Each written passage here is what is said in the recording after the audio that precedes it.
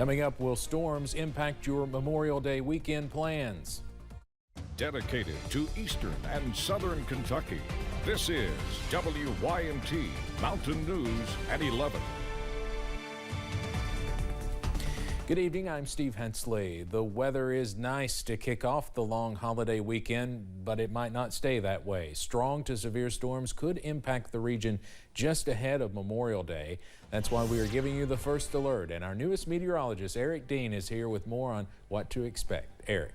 Hey, that's right, Steve. Good evening, everybody. Yeah, we are tracking rain as we go throughout the next several days. Take a look here at what we're going to first alert you to over the weekend. First of all, storm chances will pick up as we go throughout the weekend. We have that first alert weather day in effect for Sunday. Thunderstorm chances, though, they will continue for your Memorial Day. Numbers for today in the 70s and 80s. We made it to 79 in Hazard, 80 in Jackson, as well as Prestonburg and London. Williamsburg checking in with 81. The warm spot, Middlesboro. Look at that, 84 degrees. And right now we're seeing temperatures in the 60s and 70s. Middlesboro's at 71. We're at 66 in Hazard. Jackson, good evening to you guys. You're at 72. London, 71 degrees. We're seeing a little bit of rain here on the satellite radar over towards the Monticello area. Otherwise, we're staying partly cloudy. Now, the next several hours keeps temperatures staying in the 60s. Now, coming up in the first alert forecast, we do have those rain chances in the forecast, but I'll tell you when they will let up. Steve, over to you. All right, Eric, thank you very much and welcome to the team. Memorial Day weekend is underway, but while the travel-packed weekend gives many of us a day off from work, there's a much deeper meaning to this holiday. Today, Governor Andy Beshear was joined by veterans and other local officials at the state capitol to honor the fallen service members of the Commonwealth and the United States. Let's account for the present, reflect on the past, and renew our commitment of service to our nation. Governor Beshear says the #1 goal of Kentucky this weekend should be honoring the fallen and remembering their families. People will be flocking to Kentucky lakes during the next few days. Most accidents on lakes happen during the summer months, but safety should be observed year-round. Somerset-Pulaski County EMS has a special ambulance boat, and they're hoping it will not have to be used this weekend. Heart attacks, trauma, various other issues that we've utilized our boats to bring the patient to the closest dock where we'll have a waiting ambulance or a helicopter, and then we'll transfer them to the appropriate facility. Safety tips on the water include wearing those life jackets, staying sober, and expecting the unexpected. New this year, the USDA is launching a summer EBT program in 35 states, including Kentucky. The department estimates that this could benefit hundreds of thousands of children here in the Commonwealth. Tonight, Jeremy Tom spoke with a policy expert on the importance of this benefit and how to know if your child will be eligible. The unofficial start of summer is upon us, bringing with it a seasonal challenge to children across the Commonwealth. About 1 in 5 Kentucky kids faces food insecurity. That is really hardest on kids during the summer when they don't have access to those free and reduced meals at school.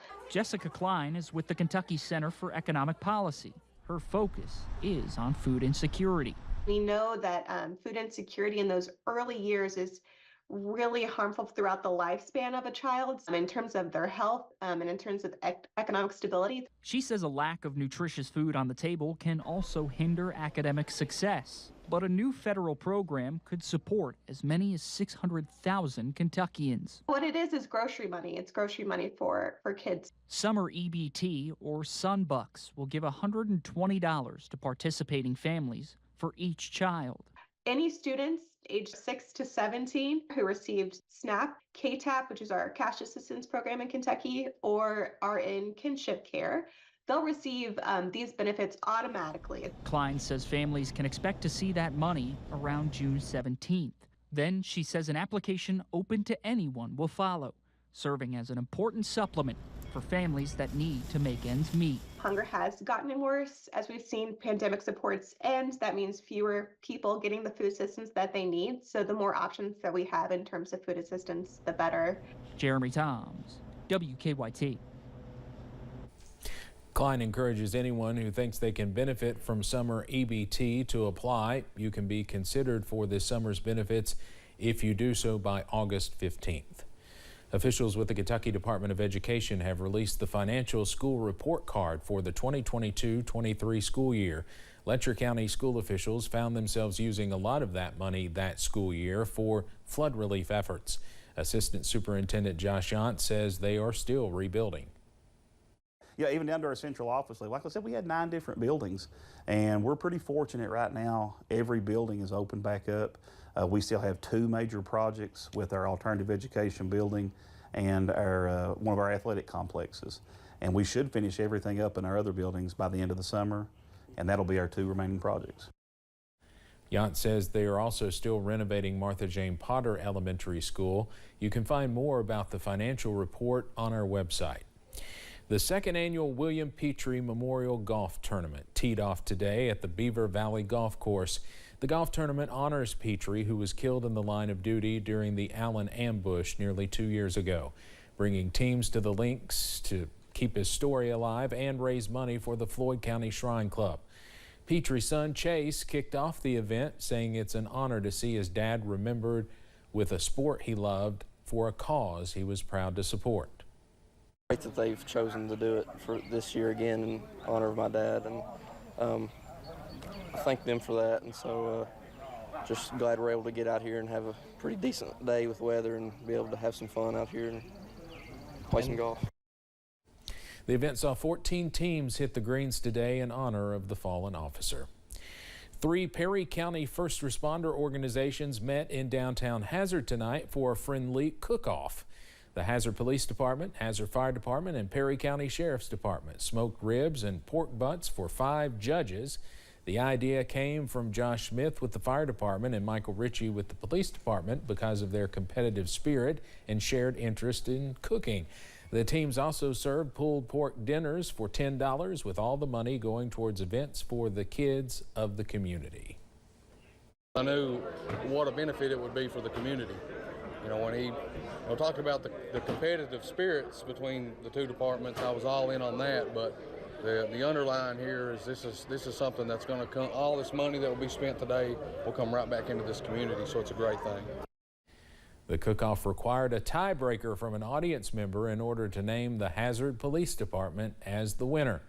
Ritchie and Smith said they hope the cook-off will be an event that sticks around.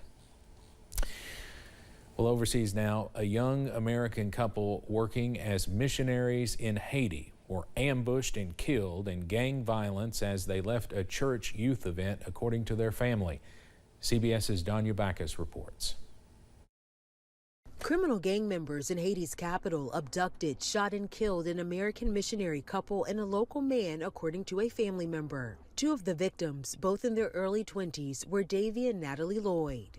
They were working for Oklahoma-based Missions in Haiti, a nonprofit run for more than 20 years by Davy's parents. The 3rd victim, Jude Montes, was the organization's local director.